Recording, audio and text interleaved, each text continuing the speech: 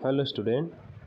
तो ये है क्लास 7वीं का गणित विषय एंड लाइन आकलन 2023-24। ठीक है, आप लोगों ने कुछ लोगों ने कमेंट किया था कि 7वीं का एंड लाइन का वीडियो नहीं डाला है करके, तो चलिए आज बना रहे हैं।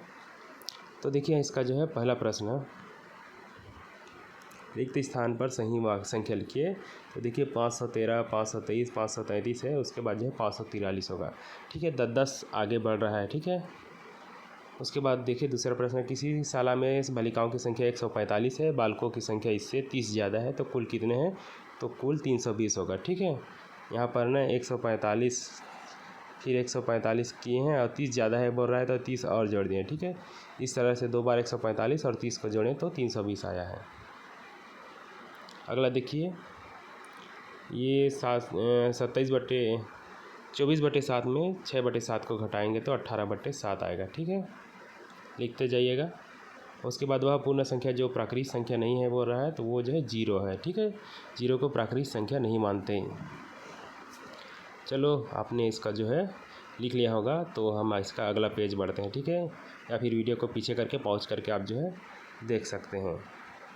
पांचवा प्रश्न हम आते हैं। तो पांचवा प्रश्न देखिए, सही जोड़ी बनाइए बोल रहा है। कोनों की माप है, इधर कोनों की माप, इसका जो है उसके प्रकार है।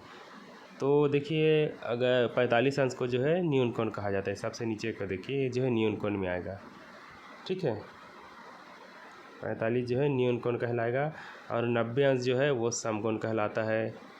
ठीक है, और 90 से ज़्यादा हो तो जो है अधिक कोण कहलाएगा। तो कौन से 175 जो है अधिक कोण कहलाएगा। ठीक है, और ये जो है ना 235 वाला, ये वृहत कोण कहलाएगा। ठीक है, वृहत कोण यानी कि 180 से ज़्यादा हो जाता है तो वृहत कोण कहलाता है। तो इस तरह से आप लोग भी जो है जोड़ी बना लेंगे। और इसका छठा प्रश्न देखते हैं। यहाँ पर एक आयत दिया है, उसका क्षेत्रफल और परिमाप निकालना है। तो ये देखिए, यहाँ 3 सेंटीमीटर, ये 6 सेंटीमीटर, दोनों को गुना करेंगे तो 6 × 18 सेंटीमीटर, और इसका पीछे में जो है वर्ग सेंटीमीटर लिखना है। ठीक है, उसके बाद परिमाप देखिए, परिमाप में क्या होता है, सभी को जोड़ देते हैं। ठीक है, ये 6 है तो यहाँ भी 6 होगा, यहाँ भी 3 होगा। ठीक है, तो इस तरह से जोड़ेंगे तो 18 सेंटीमीटर हो रहा है। आप लोग भी नोट करते जाइएगा। अब इसका जो है अगला प्रश्न में जाते हैं, 7वां प्रश्न। ठीक है, 7वां में देखिए यहाँ पर है, ये सब संख्या है। ऊपर दी गई संख्या में अनुचित भिन्न कौन सा है? अनुचित मतलब जिसका अंश ज़्यादा होता है। तो 5/3 में देखिए अंश ज़्यादा है, हर छोटा है, तो यही जो है अनुचित भिन्न कहलाएगा। उसके बाद 1/3 का दशमलव रूप, तो देखिए 0.33 ऐसे बढ़ते जाता है, लगातार 3 आते रहे हैं। ठीक है, आप चाहे तो 3 लिख कर ऊपर में से बार का निशान भी डाल सकते हैं। ठीक है, 0.3 ऊपर में से बार का निशान। और उसके बाद देखिए तीसरा प्रश्न, 4/7, इसमें बोला है ऊपर दी गई संख्याओं में तुल्य परिमेय संख्याओं को छाट कर लिखिए, यानी कि जो बराबर है। तो 4/7, 12/21 और 8/14, इन सबको अगर काट के देखे जाएंगे तो 4/7 ही आएगा। ठीक है, इस तरह से ये जो है तीनों आपस में तुल्य है। और इसके बाद 8वां प्रश्न के क्वेश्चन जो है अगले पेज में है, तो इसको लिख लेंगे। मैं अगला पेज में चाहता हूँ। ठीक है, 9वां पेज में देखिए, इसमें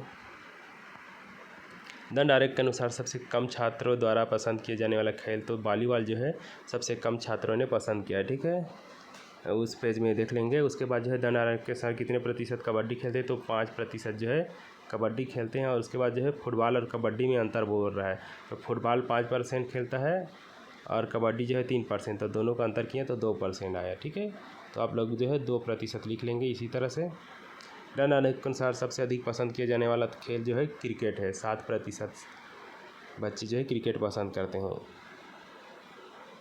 ठीक है, अब इसको देखिए, 50 किताब का जो है मूल्य 2500 लिखा है, तो 75 का हमने निकाला है, तो 3750। ठीक है, उसके बाद 1000 का जो है 20 होगा। इस तरह से आप लिखेंगे, 100 का 5000 और 60 का 3000। ठीक है, पूरा भरा भरा आया है।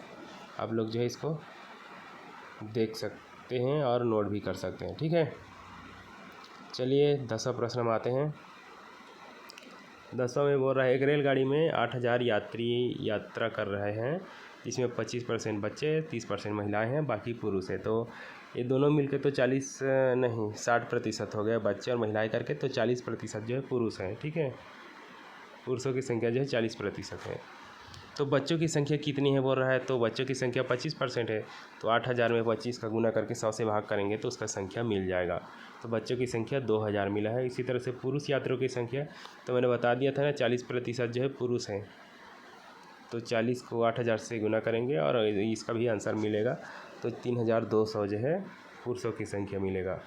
इसी तरह से महिलाओं की संख्या कितना है, 35% है, तो 8000 को 35 से गुना करके 100 से भाग करेंगे, इसका भी आंसर जो है मिल जाएगा 2800। ठीक है, फिर इसमें अंतर भी पूछा है क्या, पुरुषों की संख्या महिलाओं की संख्या से कितनी ज़्यादा है। ठीक है, तो कितना ज़्यादा है मतलब महिलाओं की संख्या निकालने के बाद ही हम जो है घटा सकते हैं, इसलिए महिलाओं की संख्या हमने यहाँ निकाल लिया। अब जो है दोनों को घटा देंगे, महिला और पुरुषों की संख्या, तो 400 इसका आंसर आ रहा है। ठीक है, आप लोग भी नोट करिएगा। अगला पेज में चलते हैं इसके 10 के बाद 11वां। तो 11वां में देखिए सभी भुजाएं बराबर है करके लिख दिया है। देखिए त्रिभुज के अंदर में, तो इस त्रिभुज का नाम बताइए बोल रहा है। तो सभी भुजा बराबर रहता है तो उसको समबाहु त्रिभुज बोलते हैं। ठीक है, और दो ठो भुजा 4 सेंटीमीटर है, मतलब तीसरा भी 4 होगा, क्योंकि समबाहु बोल दिया है तो सभी भुजा बराबर ही होगा। तो दो भुजा 4 है तो तीसरा भी 4 ही रहेगा। और यहाँ पर तीसरा प्रश्न पूछ रहा है, त्रिभुज में कौन बी 60 अंश है, तो अन्य कौन ए व सी का मान ज्ञात कीजिए बोल रहे हैं। भाई एक 60 अंश है तो बाकी भी 60 अंश होगा। ऐसे भी यहाँ पर देखिए 60 तो लिखा ही है। जब आपको ये सवाल करना है तो यहाँ पर 60 अंश लिखना भी नहीं था। ठीक है, एक कौन में 60 अंश बस लिख लेना था, लेकिन आपने तीनों में लिख दिया और पूछ रहे हो कि बाकी कौन मान कितना है। ठीक है, बहुत ही बेकार टाइप का प्रश्न बनाए हैं। तो इसी तरह से आप लोग भी लिख लेना, त्रिभुज समबाहु त्रिभुज के तीनों कोण बराबर होता है करके, और तीनों कोण जो है ए बी सी जो है 60 अंश ऐसे करके लिख लेंगे। ठीक है, चलिए 12वां प्रश्न देखते हैं। तो यहाँ पर लिखा है 0, 1, 2, 3 में कौन सी संख्या सबसे छोटी प्राकृत है। तो एक ही सबसे छोटी प्राकृत संख्या है, क्योंकि 0 को प्राकृत नहीं माना जाता है। ठीक है, तो सबसे छोटी 1 है। उसके बाद इसको आरोही क्रम में, आरोही यानी कि बढ़ते क्रम में बोल रहा है। ठीक है, बढ़ते क्रम में जमाना है तो सबले छोटे, उसके बाद से उसके बड़े, उससे बड़े, ऐसा करके। ठीक है, तो ऋण 7, ऋण 6, ऋण 4 करके इस तरह से हमने सही ढंग से जमा लिया है। ठीक है, आप लोग नोट कर लीजिएगा। उसके बाद यहाँ पर तीसरा में देखिए ऋण 4 ऋण 5 को गुना करने हो रहा है, तो 5 चौक 20 होता है, और ऋण का गुना धन होता है, तो धन 20। अगर धन चिन्ह नहीं डालेंगे तो भी इसका आंसर सही है, 20 बस लिख सकते हैं। 13वां प्रश्न देखिए, किसी संख्या का 2 गुना बोल रहा है, यानी कि कोई भी संख्या उसको 1 से मान लो। आप चाहे तो 1 से माना करके लिख भी सकते हैं। ठीक है, 1 से माना करके, तो इस तरह से 2x लिख लेंगे। ठीक है, यही इसका आंसर है। उसके बाद किसी संख्या के 6 गुना से 2 कम, यानी कि 1 से में 6 का गुना करेंगे, कम मतलब घटा देंगे, तो 6x ऋण 2। ठीक है, चलिए अगला देखते हैं।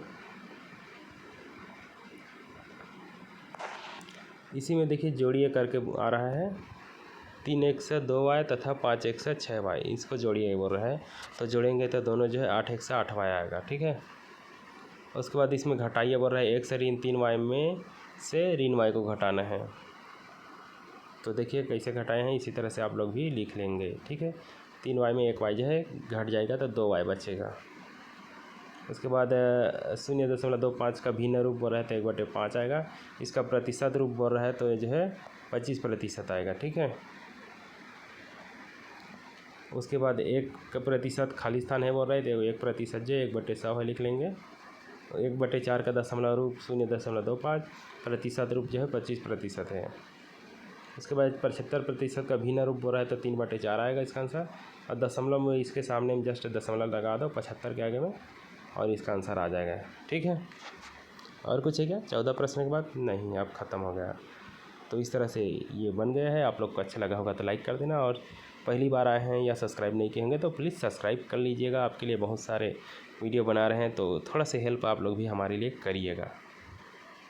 चलिए मिलते हैं नेक्स्ट क्वेश्चन के साथ।